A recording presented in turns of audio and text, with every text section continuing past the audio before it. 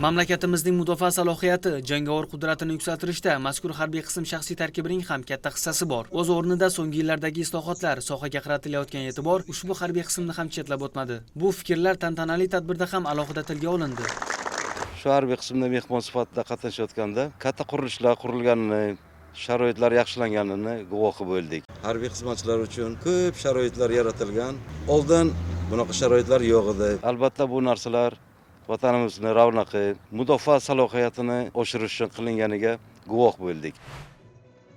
Albatta, harbiy xizmatchilar uchun qulay shart-sharoitlar yaratilgani ularning xizmat faoliyatida ham muhim o'rin tutadi. Shu kuni tadbir qatnashchilari 150 o'rinli qayta ta'mirdan chiqarilgan askarlar yotoqxonasining ochilish marosimida ishtirok etib, yaratilgan qulayliklar bilan ham yaqindan tanishdilar.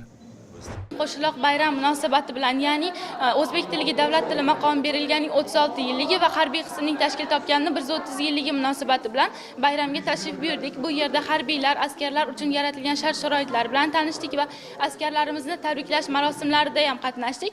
Eng xursand qilgani, ya'ni kitoblar ham juda ham ko'p ekan, sharoitlari juda ham yaxshi.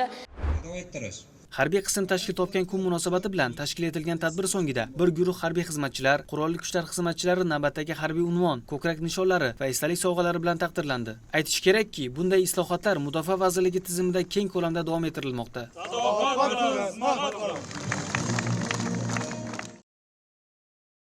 Zaxiradagi podpolkovnik Norov Shuhrat Muhammadovich bilaman.